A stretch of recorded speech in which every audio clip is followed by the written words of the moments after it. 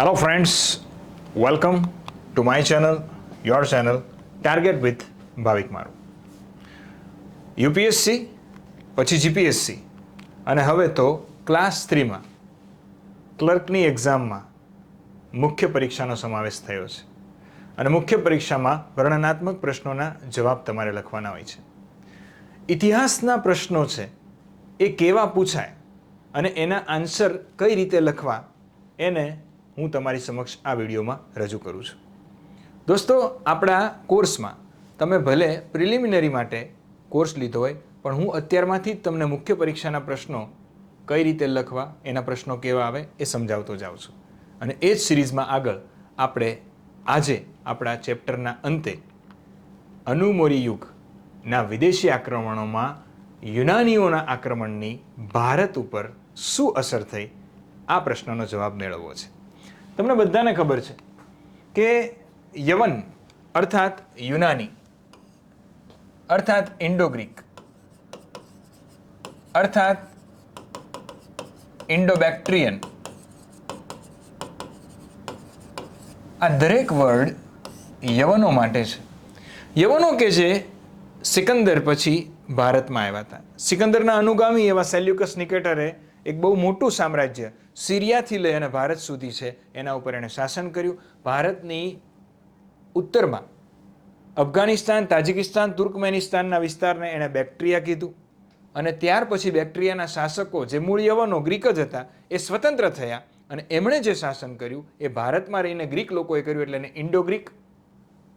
ભારતના બેક્ટ્રિયા વિસ્તારમાંથી ભારતના વિસ્તાર જીત્યા એટલે ઇન્ડો બેક્ટ્રિયન. આપણા ચાણક્યએ તેમને યવન કીધા અને અમુક ઇતિહાસકારોએ અથવા તો એ વખતના પુસ્તકોમાં યુનાની વર્ડ પણ આવ્યો છે. તો ભારતમાં ગ્રીક સત્તા છે એની આપણી સંસ્કૃતિ ઉપર શું અસર પડી, આવો પ્રશ્ન પૂછાય ત્યારે સૌથી પહેલાં તમારે બધા ફેક્ટ ડેટા છે એ કલેક્ટ કરવા પડે અને પછી થોડું તમારું વિશ્લેષણ છે એ પણ આપવું પડે. સૌથી પહેલાં જ્યારે તમે પ્રશ્નના જવાબ લખો છો ત્યારે શું લખવું, કઈ રીતે લખવું એ હું તમને સમજાવું. કે સિકંદર ના ભારત સુધીના વિજયો બાદ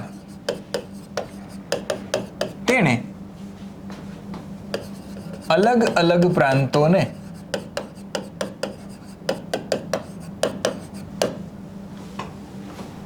પોતાના ક્ષત્રપો દ્વારા શાસન કર્યું, જેમાં આજના અફઘાનિસ્તાન, અલ્પવિરામ દક્ષિણી તુર્કમેનિસ્તાન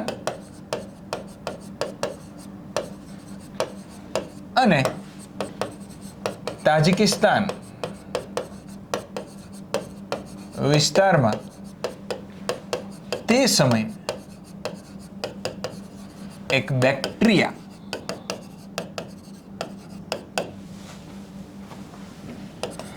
સત્રપનો જન્મ કર્યો.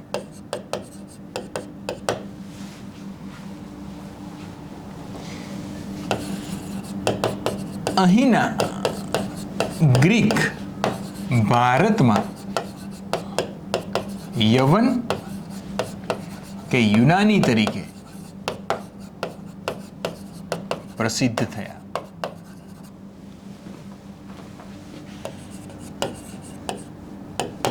સૌથી પહેલા મુખ્ય પરીક્ષામાં કોઈ પણ સબ્જેક્ટ હોય, ઇતિહાસ હોય, ભૂગોળ હોય, બંધારણ હોય, નિબંધ હોય, સાયન્સ એન્ડ ટેક કોઈ કંઈ પણ હોય, તમને જે શબ્દ જે પૂછ્યો છે મુખ્ય યવન સત્તા ઉપર ચર્ચા છે, તો આ યવન કોણ છે એ તમારે સમજાવવું પડે. એ આપણે સમજાવી દીધું કે એ યવન તરીકે પ્રસિદ્ધ થયા. આ યવનો ના એક શાસક એવા ડેમેટ્રિયસ દ્વારા અનુમૌર્ય યુગમાં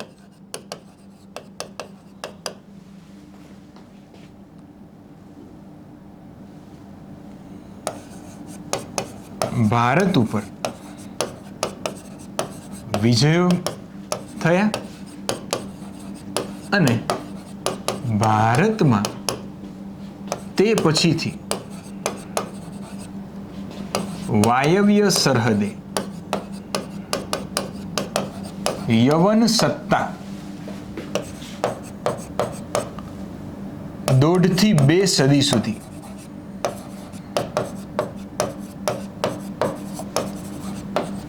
સત્તામાં રહી, જેના ભારતીય સંસ્કૃતિ, રાજકારણ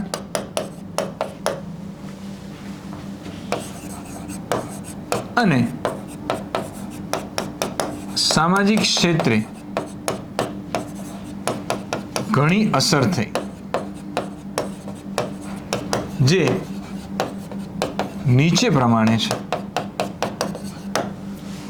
તમે જ્યારે 10 માર્કનો પ્રશ્ન લખતા હોવ ત્યારે તમારે ઇન્ટ્રોડક્શન આપવું પડે. અહીંયા આગળ હું બોર્ડ ઉપર લખું છું, શબ્દો જાડા છે એટલા માટે થઈ, અને તમને એવું લાગશે કે આટલી બધી લાઈન ભરાઈ ગઈ, પણ તમે તમારા આખા પેજમાં લખશો, તમારા અક્ષર નાના હશે તો આઈ થિંક 3 લીટીમાં આટલું તમે લખી શકશો. અહીંયા આગળ તમે સિકંદરનું નામ પણ લઈ લીધું અને અનુમૌર્ય યુગમાં ડેમેટ્રિયસ દ્વારા ભારતમાં સત્તા શરૂ થઈ એની ચર્ચા પણ કરી દીધી. એટલે કે તમારું ઇન્ટ્રોડક્શન છે એ ખૂબ જ સરસ થઈ ગયું. હવે તમારે બોડી કે જે પ્રશ્ન જે પૂછ્યો છે એને લખવાનો છે જવાબ સ્વરૂપે. તો હવે અહીંયા આગળ હું તમને એમ કહું છું, ચલો આપણે આને એક બાજુ હવે લઈ લઈએ કે અહીંયા આગળ મારે લખવા માટે થઈને જગ્યા જોશે. ઓકે, ચાલો અહીંયા આગળ હું લખી નાખું. હવે હું તમને સમજાવું કે પહેલાં તો તમારી પાસે ફેક્ટ ડેટા હોવા જોઈએ કે ભાઈ શું શું અસર થઈ. તો જુઓ, આ યુનાનીઓ છે ને, એમની પાસેથી આપણે શું શું શીખ્યું? તો સૌથી શ્રેષ્ઠ જે વાત આવે છે એ ભારતીય સંસ્કૃતિ ઉપર આવે છે, એ છે બુદ્ધની મૂર્તિકળા, ગાંધાર શૈલી. તો ગાંધાર શૈલી છે એ શેના ઉપરથી ઉતરી આવી? તો કે યુનાની લોકો, ગ્રીક લોકો પહેલેથી જ મૂર્તિકળામાં શ્રેષ્ઠ. રોમન્સ, ગ્રીક બંને મૂર્તિકળામાં શ્રેષ્ઠ. આજે પણ હું રોમ જઈ આવ્યો છું, ગ્રીસ જઈ આવ્યો છું, ત્યાંની એક અલગ જ લેવલની કલાકૃતિ હોય છે જે તમે મારા ઇન્સ્ટાગ્રામના પેજ ઉપર ક્યાંક તમને જોવા મળી જાય. તો આ લોકો પાસે વર્ષોથી જે કળા હતી એ એમના દેવી દેવતાઓ છે એમના મૂર્તિ સ્વરૂપે આકાર કરતા, ઝિયુસ, ઓગસ્ટસ, એપોલો વગેરે. અને એના જ પરિણામે પાછળથી ભારતમાં પણ આ મૂર્તિ શૈલી આવી અને આ મૂર્તિ શૈલીને વિકાસ કર્યો કનિષ્કના સમયમાં ગાંધાર શૈલી તરીકે. તો એક આપણને મૂર્તિકળા જોવા મળે છે, સાંસ્કૃતિક ક્ષેત્રે એ પ્રદાન છે. ત્યાર પછી બીજી એક વસ્તુ છે સાંસ્કૃતિક ક્ષેત્રે કે રંગમંચના પડદામાં યવનિકા પડદો જે છે, પહેલાંના સમયમાં કેવું હતું કે ભારતમાં નાટકો થતા પરંતુ પાછળની સાઈડે પડદો ના હોય કે આગળ પડદો ના હોય, પણ યુનાનીઓએ શીખવાડ્યું કે યવનિકા એટલે કે અહીંયા આગળ હું કાંઈ સ્ટેજ ઉપર કંઈ કાર્યક્રમ કરું છું તો પાછળ પડદો હોવો જોઈએ, આરપાર બધું ડુંગરાને ન દેખાવું જોઈએ, પાછળ એક પડદો હોવો જોઈએ, જેને યવનિકા કહેવાય. પછી આ યવનિકા આવ્યા પછી ઘણી વખત જેટલા પણ નાયક નાયિકાઓ હતા એ ઘણી વખત લોકો આવી જાય, ત્યાં બેઠા હોય, તૈયાર થાય, આ બધું પ્રદર્શન કળાની ઉપરાંત પ્રદર્શન કળા શરૂ થાય એ પહેલાંની પણ બધી વસ્તુ છે એ પ્રજાને દેખાતી, એટલે એક્સાઇટમેન્ટ, આતુરતા છે એ ન રહેતી નાયક નાયિકાઓને જોવાની. એટલા માટે બીજો યવનિકા આવ્યો આગળનો, અને એ આગળ એ બંધ કરવાની પ્રથા શરૂ થઈ. તો યવનિકા એટલે રંગમંચનો આગળનો અને પાછળનો આ બંને પડદા છે એને યવનોએ ભારતમાં સ્થાપિત કર્યા હતા, એટલે યવનની ઈકા એટલે યવનિકા છે. બરાબર, નેપથ્ય આપણે કહીએ છીએ ગુજરાતીમાં રંગમંચનો પડદો, એ પણ એમણે આપણને આપ્યો. આ ઉપરાંત દોસ્તો ભારતમાં સિક્કા તો હતા પહેલા, પરંતુ સોનાના સિક્કા ન હતા, ચાંદીના હતા.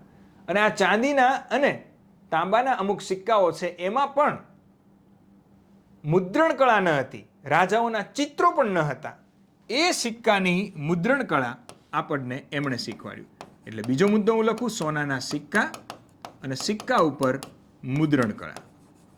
તો એ પણ આપણને આપી. શ્રેષ્ઠ સિક્કાઓની શરૂઆત ભારતમાં થઈ એ યુનાનીઓ દ્વારા થઈ હતી. આ વસ્તુ પણ ક્લિયર થઈ? તો કે યસ સર. હવે બીજી એક વસ્તુ કે ભારતમાં પહેલા ખગોળશાસ્ત્રનો એટલો વિકાસ નહોતો થયો. યુનાનીઓએ અલગ અલગ ચંદ્ર, તારા, નક્ષત્રો અને સૂર્યો છે એને પોતાની રીતે જ્યોતિષીમાં કંઈક વાત રાખી. અને એટલે જ ગાર્ગે ઋષિ પોતે સ્વીકારે છે કે ખગોળશાસ્ત્રની પહેલી વખત સૂઝબૂઝ આપણને યુનાનીઓએ આપી. એટલે કહેવાય છે કે ખગોળશાસ્ત્રની સૂઝબૂઝ આપી અને એમાં જ્યોતિષી પણ એડ થઈ. તો જ્યોતિષશાસ્ત્ર અને ખગોળશાસ્ત્ર આ બંનેનું જ્ઞાન છે એ યુનાનીઓ દ્વારા આપણને મળ્યું. આપણને એ ખબર પડી કે અઠવાડિયામાં 7 દિવસ હોય છે. પહેલાં આપણે દિવસોનું વિભાજન અઠવાડિયામાં નહોતા કરતા, ખાલી માસિક વિભાજન થતું હતું મહિનાઓનું, અઠવાડિયા ન હતા. આપણા કોઈ વેદોમાં વાર લખેલા નથી. આ પણ આપણને ખબર હોવી જોઈએ. બીજી એક વસ્તુ કે આ જ યુનાનીઓ છે એમણે આપણને એમની જે વૈદ કળા છે જેને આપણે કહીએ છીએ એલોપેથી, એ જમાનામાં થઈ ગયા હિપોક્રેટસ, ફાધર ઓફ મેડિસિન. પરીક્ષામાં પૂછાય તો લખજો ફાધર ઓફ મેડિસિન હિપોક્રેટસ. એમની આ હિપોક્રેટસ ઉપરથી જ આપણા ચરક મુનિએ કહેવાય છે ઘણા સિદ્ધાંતો છે એલોપેથીમાંથી લીધા અને આયુર્વેદમાં એમણે એડ કર્યા. ચરક પોતે એવું લખે છે પોતાના પુસ્તકમાં, ચરક સંહિતામાં. તો આપણને એ જ્ઞાન પણ યુનાનીઓ પાસેથી મળ્યું. ત્યાર પછી યુનાનીઓ છે એમણે ભારતમાં બધું સારું કર્યું એવું જરૂરી નથી. એટલે મતલબ એમણે જાતે કહીને નથી કર્યું. એ વખતની સંસ્કૃતિ જેવી હતી કે જે સામ્રાજ્ય પહેલાં સમ્રાટોનું એક હતું એ સામ્રાજ્ય છે ને એને વિકેન્દ્રિત કર્યું. મૌર્ય સામ્રાજ્ય કેવું હતું? એક હતું.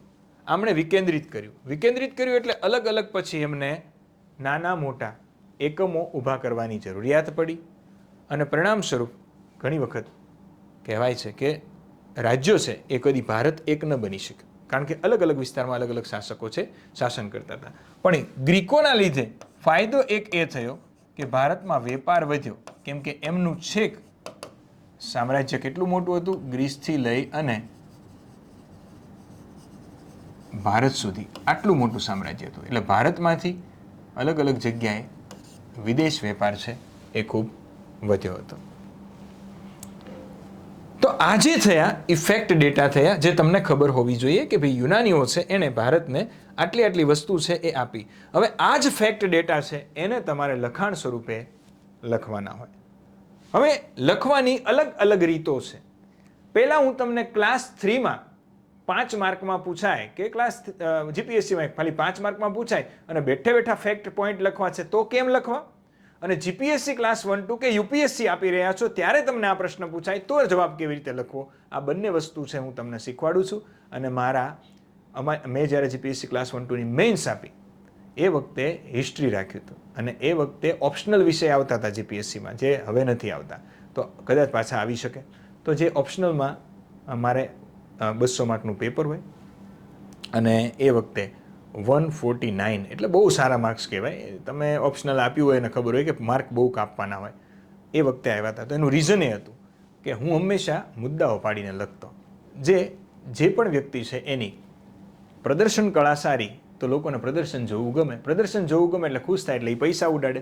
તમારો જે પેપર તપાસવાવાળો છે એની પાસે પૈસા નથી, એની પાસે માર્ક્સ છે એટલે એ માર્ક્સ ઉડાડશે તમારી ઉપર.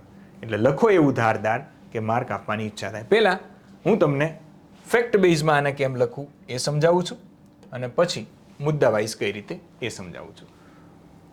આ ક્લાસ 3માં જો પૂછાય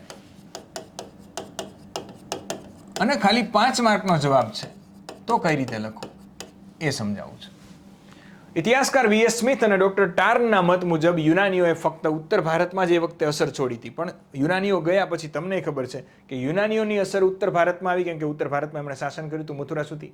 હવે એ વયા ગયા, પણ ઉત્તર ભારતમાં જે અસર આવી ગઈ ધીરે ધીરે ઉત્તર ભારતમાંથી ક્યાં જવાની છે? દક્ષિણ ભારતમાં. તો પછી દક્ષિણ ભારતમાં પણ ફેલાઈ અને સમગ્ર ભારત સુધી ફેલાઈ. ભારતમાં સૌપ્રથમ સોનાના સિક્કાની શરૂઆત, દોસ્તો ઘણી વખત આ પ્રશ્ન પૂછાઈ ગયો છે અને હું છેલ્લા 8 વર્ષથી બેઠો પ્રશ્નનો જવાબ સમજાવું છું વિદ્યાર્થીઓને અને કહું છું દર વખતે કે આ પ્રશ્ન પૂછે છે કે ભારતમાં સોનાના સિક્કાઓની શરૂઆત અથવા તો શુદ્ધ સોનાના સિક્કાની શરૂઆત છે, એ 2 પ્રશ્નો આવે છે. તો યાદ રાખજો, સોનાના સિક્કાની શરૂઆત પૂછે તો લખજો યવન, યુનાની, ઇન્ડો ગ્રીક, ઇન્ડો બેક્ટ્રિયન.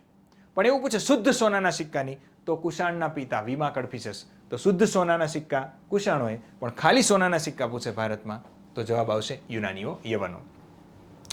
યુનાનીઓ પાસેથી ભારતીય શાસકોએ સિક્કા ઉપર મુદ્રણ કળા શીખવી, જે મેં હમણાં તમને મુદ્દામાં કીધું હતું. તમને બધું જ દેખાડીશું. હા, કે આપણે બધી જ ચર્ચા કરી ગયા છીએ અને એ જ લખ્યું છે મેં, નથિંગ એલ્સ. ચલો પહેલાં તો આ ભૂસી નાખું જેથી કરીને તમને બહુ એક્ઝેક્ટ આઈડિયા આવશે કે આપણે જે લખ્યું, જે મુદ્દા પાડ્યા હતા એ જ આપણે લખવાના છે. તો તમારી પાસે જ્યારે તમે નિબંધ લખતા હોય ને ટાઈમ હોય ને ત્યારે પહેલાં આવી રીતે મુદ્દાઓ લખી નાખવા અને પછી તમારે એને મુખ્ય આન્સર તરીકે લખવું. યુનાનીઓ પાસેથી ભારતીયો હેલેનિસ્ટિક મૂર્તિકળા છે એ શીખી, જેમાંથી જ આગળ જતા નાગાર્જુન અને કનિષ્ક દ્વારા ગાંધાર મૂર્તિ શૈલી છે એનો વિકાસ થયો. યુનાનીઓએ ભારતીયો પાસેથી ખગોળશાસ્ત્રની પ્રથમ માહિતી આપી, એના ઉપરથી જ્યોતિષ વિદ્યા છે એની શરૂઆત થઈ. ગાર્ગી સંહિતામાં સ્પષ્ટ લખ્યું છે કે યુનાનીઓએ ભારતીયોને જ્યોતિષ વિદ્યા શીખવી અને તેમણે જ પહેલીવાર જણાવ્યું કે અઠવાડિયાના 7 દિવસ હોય, અલગ અલગ ગ્રહોની તથા નક્ષત્રો છે એમની જાણકારી પણ ભારતીયોને કોણે આપી હતી? બરોબર, તો કે એમણે, યુનાનીઓએ. રંગમંચના પડદા યવનિકા જે છે બરોબર, એની જાણ પણ આપણને એમણે જ આપી હતી. આયુર્વેદના પિતા ચરકે ઘડેલી વૈદો માટેની ચરક સંહિતા મોટા ભાગે ગ્રીક વૈદ હિપોક્રેટસ છે એના નિયમોને મળતી આવે છે, એના ઉપરથી ઘણું લખ્યું છે. યવનો છે એને કાળી મરી બહુ પસંદ હતી, એટલે મરી, કાળી મરી તીખી આવે એને બહુ પસંદ હતી, એટલા માટે મરીનું એક બીજું નામ યવન પ્રિય છે. આ 5 માર્કનું પૂછે તો પણ સમજો કે હવે જીપીએસસીનું લેવલે તમારે લખવું છે તો શું લખવું? તો મેં આ મુદ્દા જે લખ્યા છે એ જ હમણાં તમને બધા જ અલગ અલગ પોઈન્ટ પાડીને લખતા શીખવાડું. કોણ કે માર્ક સારા ન આવે? આવે જ. તમારું લખાણ સારું હોય તો 110% તમારા માર્ક સારા આવે છે.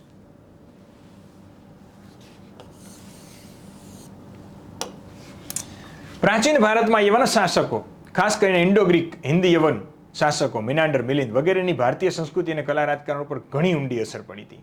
યવન શાસનનો મુખ્ય પ્રભાવ નીચે મુજબ હતો. હવે આપણે આજે ભણીએ છીએ જીપીએસસી લેવલે, આવું લખી શકો. પેલું મુદ્દો પાડો, કલા અને સ્થાપત્ય ઉપર અસર. આ એક મુદ્દો પાડો.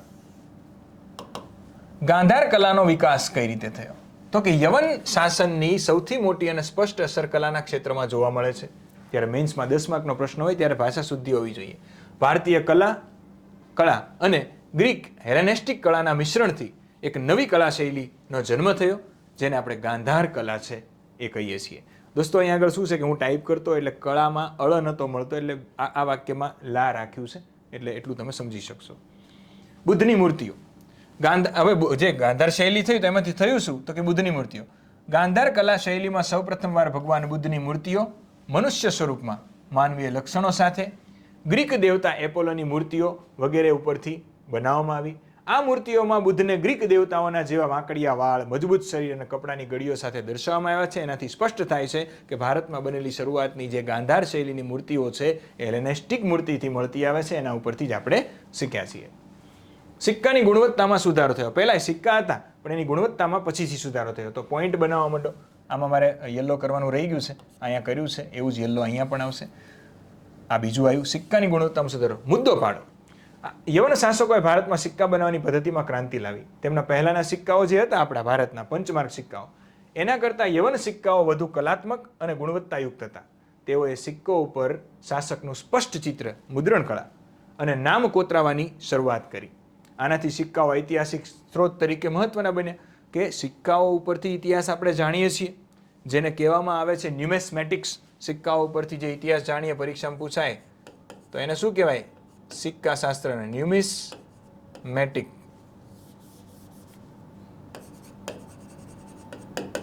ન્યુમિસ્મેટિક્સ, સિક્કાશાસ્ત્ર. તો એ આપણને ઇતિહાસ શીખવાડે છે. તો સિક્કા ઉપર નામ લખ્યું હોય, સાલ લખી હોય, ફોટો હોય, મુદ્રણ કળા સ્વરૂપે કોઈ મુખ કૃતિ હોય, તો એ યવનોએ શરૂઆત કરી હતી ભારતમાં, જે પાછળ આપણને છેક આઝાદી સુધી જોવા મળે છે. તેઓએ સિક્કા પર શાસકનું સ્પષ્ટ ચિત્ર અને નામ કોતરવાની શરૂઆત કરી. આનાથી તે ઐતિહાસિક સ્ત્રોત તરીકે સિક્કાઓ કામના બન્યા. સિક્કાનું ચલણ પણ તેમણે જ શરૂ કર્યું હોવાનો વિદ્વાનો દાવો કરે છે કે ભાઈ સિક્કાનું મૂળ ચલણ આખા ભારતમાં એમણે શરૂઆત કરી હતી. પણ ઘણા વિદ્વાનો છે એ દાવો કરે છે, પણ ઘણા વિદ્વાનોનો વિરોધ પણ કરે છે. દ્વિભાષી લેખન. હવે તમને ખબર છે કે એ લોકો બહારના હતા અને ભારતના લોકોની ભાષા અલગ હતી. તો ગ્રીક અને ભારતની પ્રાકૃત આ બંને ભાષાઓ છે એ તમને પહેલી વખત એક સાથે ક્યાંય જોવા મળશે તો યવનોના સિક્કાઓ અને યવનોના અભિલેખોમાં. જે શરૂઆતમાં એ અહીંયા હતા ત્યારે સિકંદર જીત્યો હતો ત્યારે બનાવ્યા હતા. અને હવે એ જ સિક્કાઓ છે એ પાછળથી અશોકે જોયા, અશોકે અભિલેખો જોયા એટલે અશોકે બનાવ્યું હતું. બરાબર. પણ યવનોની પણ અસર છે દ્વિભાષી લેખન, કેમ કે અશોકના જન્મ પહેલેથી જ સેલ્યુસિડ એમ્પાયર હતું. સિકંદર જીતી ગયો હતો બધું. ચંદ્રગુપ્ત મૌર્યના સમયમાં સેલ્યુસિડ એમ્પાયર હતું, ત્યાં અશોક ઘણી વખત ગયો છે. એણે દ્વિભાષી જે લેખન છે એ જોયું અને એના ઉપરથી અશોકે પોતાનું લેખન કર્યું છે. તો દ્વિભાષી લેખન છે એ પણ ભારતમાં શરૂઆત એમણે કરી હતી, પાછળથી અશોકે એમાં એડ કર્યું. ધર્મ ઉપર અસર, બૌદ્ધ ધર્મનો સ્વીકાર. તો યવન શાસક મિનાન્ડર છે એમણે અને અન્ય ઘણા લોકોએ બૌદ્ધ ધર્મ છે અંગીકાર કર્યો તો એના વિશે થોડીક ચર્ચા કરી દો. અને ધાર્મિક રીતે સહિષ્ણુઓ હતા તો એની પણ ચર્ચા કરી દો. પ્રદર્શન કળા, તો યવનિકા પડદો છે એની ચર્ચા કરી દો કે રંગભૂમિના ક્ષેત્રમાં ગ્રીક પ્રભાવના કારણે ભારતીય રંગમંચમાં પડદાનો ઉપયોગ શરૂ થયો છે, એને યવનિકા કહેવામાં આવે છે. ખગોળશાસ્ત્ર તો હમણાં જ ચર્ચા કરી હતી, એ પણ ચર્ચા કરી દો. જ્યોતિષશાસ્ત્રની ચર્ચા કરો. વેપારમાં વધારો થયો કારણ કે ગ્રીક સુધી બહુ મોટો એક સ્પેસ મળી ગયો યવન શાસકોને, ભારતની વસ્તુઓ આસાનીથી એ ગ્રીકમાં પહોંચાડી શકતા યુરોપ સુધી. રાજકીય અને પ્રાદેશિક અસર, મેં કીધું એમ કેન્દ્રીય સત્તાનું વિભાજન થયું અને વિકેન્દ્રીકરણ શરૂ થયું.